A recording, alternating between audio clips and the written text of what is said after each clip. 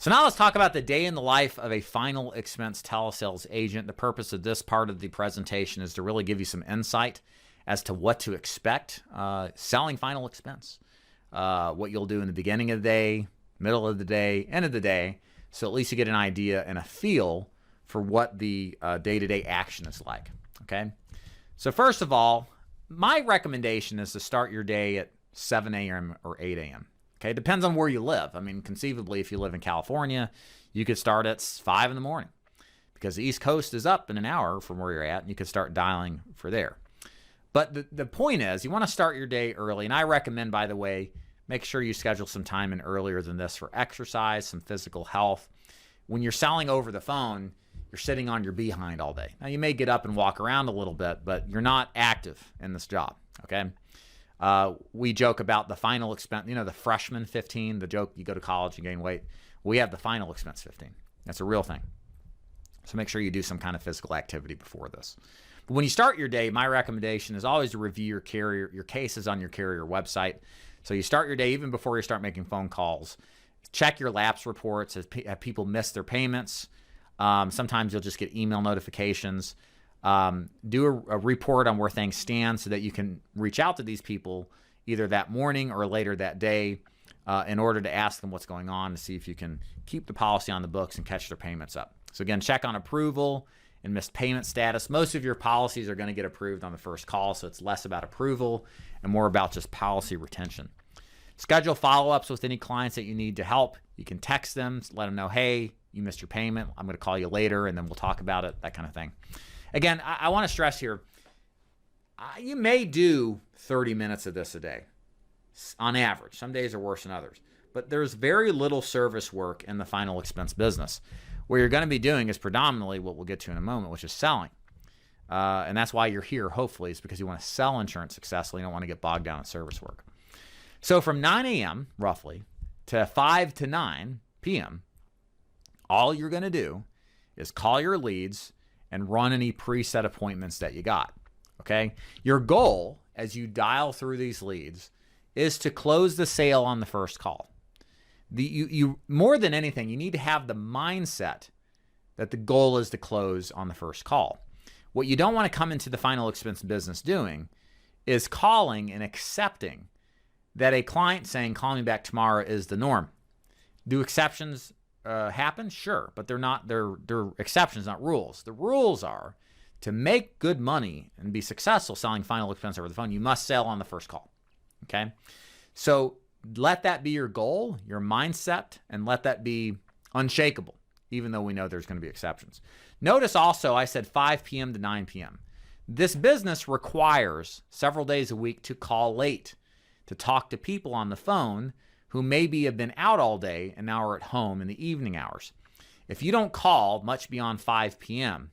at any point, you're missing sales. You're not maximizing the leads. You're not going to make as much money as you'd like. So make it a point for at least 2, if not 3 of the working days a week to call up to 9 o'clock at night in order to maximize your income from the sales of your policies. Understand too, in final expense, you've heard this if you're watching this live, it takes from commentators in the audience. A lot of people don't answer the phone. I commonly say the biggest problem in this business isn't the no's, it's the maybes. The people that maybe will pick up after you've tried calling them several dozen times, and no joke. So it's going to take a lot of calls to get people to actually pick up the phone.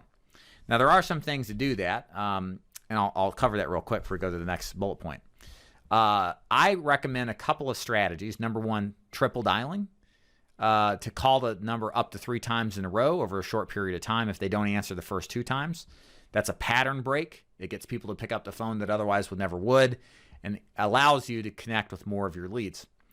Also, I like the dialer service called Kixie, Kixie.com, K-I-X-I-E. We use it in our free lead program. We highly recommend our brokers use it. The product, in short, is designed to connect to more of your calls. There's spam likely and telemarketer likely filters now that filter out a lot of phone numbers. Kixie constantly scrubs those numbers, replaces them, rotates them out so that people won't think that you're a scammer or telemarketer calling them, and thus more likely will pick up. They also own many, many numbers in each area code, and we'll show those numbers when they dial, even though yours may be different, in order to, again, encourage them, oh, it's a local call and it's not a scam. Maybe I'll pick this up, right? So Kixie's really good about getting more people to pick up the phone. But understand, even with that, it's going to take a lot of dial time to get people to pick up.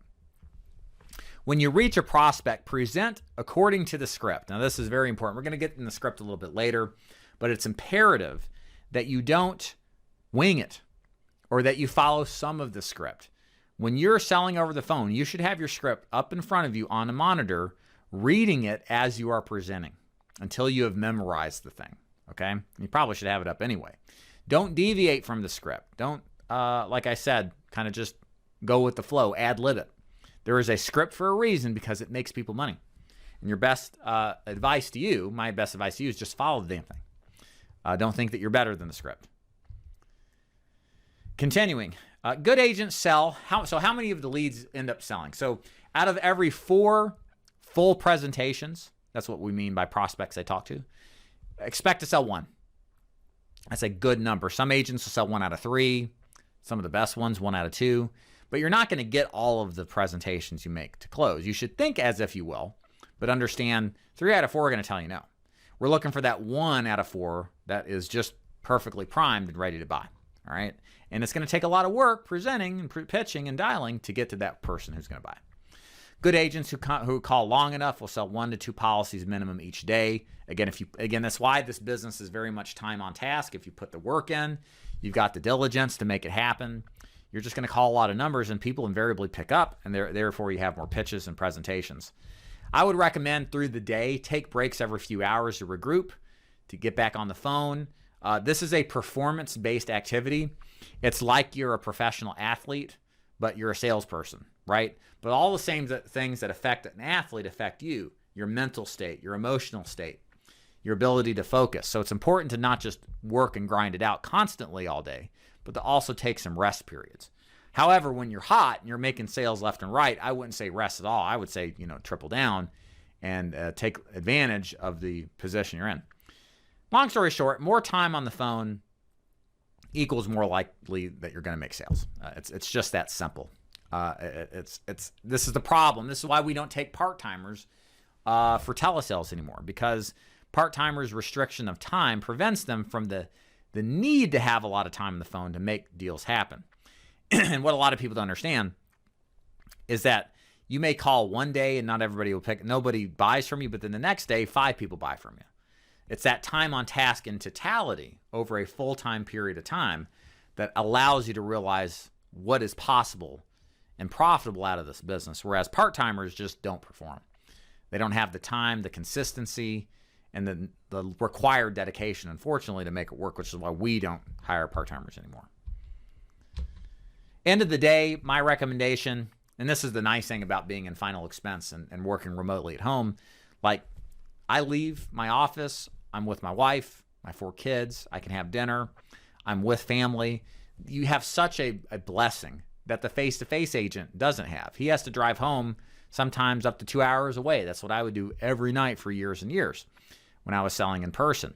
You are right there with your family at the end of the day, even when you work a late night. Don't discount your blessings.